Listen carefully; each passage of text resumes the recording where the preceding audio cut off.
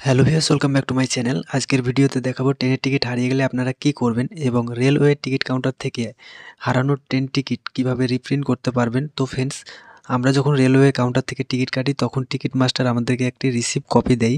সেই টিকিটটি যদি কোনো কারণে হারিয়ে গিয়ে থাকে তাহলে আপনারা ট্রেনে ট্রাভেল করতে পারবেন না, কারণ এটি একটি কাউন্টার টিকিট। আপনার কাছে যদি টিকিটের ছবি বা ফটো মোবাইলে তোলা থাকে সেই ক্ষেত্রেও আপনি ট্রেনে ট্রাভেল করতে পারবেন না। আপনি যদি ট্রেনে ট্রাভেল করেন সেই ক্ষেত্রে আপনাকে ফাইন দিতে হবে। তো ফ্রেন্ডস, ট্রেন টিকিট হারিয়ে গেলে আপনাকে টিকিট কাউন্টারে গিয়ে ডুপ্লিকেট টিকিট ইস্যু করাতে হবে বা রিপ্রিন্ট করতে হবে। এর জন্য আপনাকে একটি আবেদনপত্র লিখতে হবে অথবা ফর্ম ফিল আপ করতে হবে, যে ফর্মটি স্টেশনেই পাওয়া যায় টিকিট কাউন্টারে।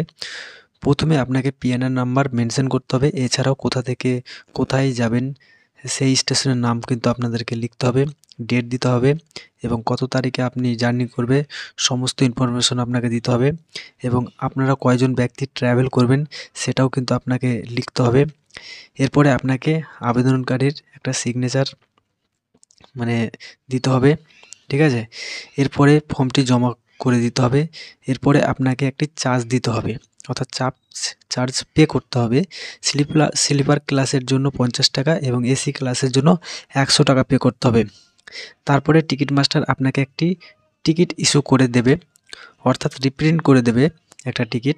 এরপরে সেই টিকিটটি নিয়ে আপনি ট্রেনে ট্রাভেল করতে পারবেন এবং আপনার গন্তব্য স্থানে পৌঁছাতে পারবেন। তো ফ্রেন্ডস, এই ছিল আজকের ভিডিও। তো ভিডিওটি ভালো লাগলে লাইক এবং শেয়ার করবেন।